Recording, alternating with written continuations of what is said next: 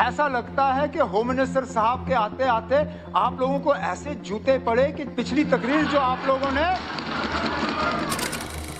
LOP साहब, आपको हमारी बजट इतनी चुभ गई कि आप खामोश नहीं रह सकते हो। आपके तेवर में बदलाव आया। चले, कोई नहीं, चलिए। बाद में आके बातें हो जाती हैं।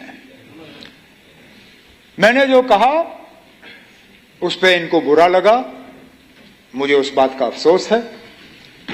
लेकिन श्यामलाल जी सही कहते हैं, मुझे जानते हैं, सलाफिया साहब भी जानते हैं, और हर ऑनरेबल एमएलए के साथ अब पिछले 1-1.5 साल से उठना बैठना तो रहा ही है।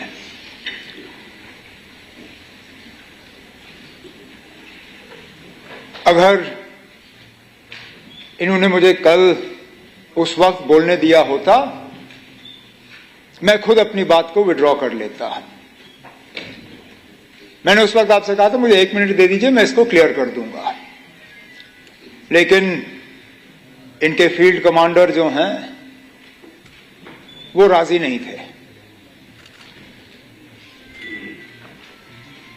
स्पीकर साहब, धाक देनी चाहिए ऐसी फौज को।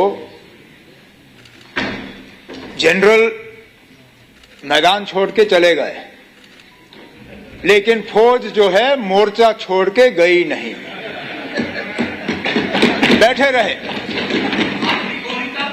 अब मैं सुनता रहा, अब 2 मिनट आप सुन लीजिए। ऐसे बहादुर फौज को मैदान में इस तरह इनके कमांडर छोड़ के जाएं, मैं नहीं छोड़ूंगा। अब रही बात खामोश, आप खामोश। यहां पे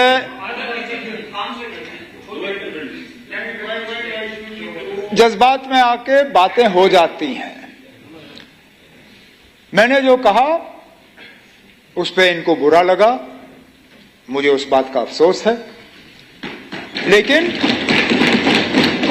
मैंने जो कहा इनके बारे में कहा, इनके किसी घर वाले को मैंने इसमें नहीं लाया, इनके किसी परिवार के सदस्य को इसमें नहीं लाया।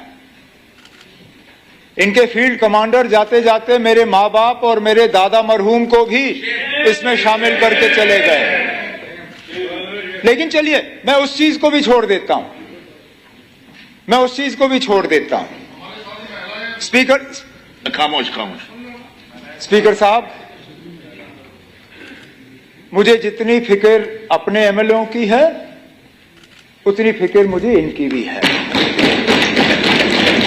मैं जब कहता हूं मैं जम्मू कश्मीर के लोगों का चुना हुआ मुख्यमंत्री हूं, वजीर आला हूं, तो मैं यहां के भी वोटरों का हूं तो वहां के भी वोटरों का हूं। आज सुबह इनके सारे सवाल रह जाएंगे, और सही कहा ऑनरेबल मिनिस्टर साहिबा ने, बहुत अहम डिपार्टमेंट्स हैं, एजुकेशन, हेल्थ, सोशल वेलफेयर। मैं नहीं चाहता हूं कि इनके वोटर जो हैं वो इग्नोर हो जाएं, और इसलिए स्पीकर साहब मैं आप पे छोड़ता हूं। अगर मेरे तरफ से कल मेरी तकरीर में कोई भी अनपार्लियामेंट्री लफ्ज का इस्तेमाल हुआ, वो आप रिकॉर्ड से निकाल दीजिए, मुझे कोई एतराज नहीं होगा।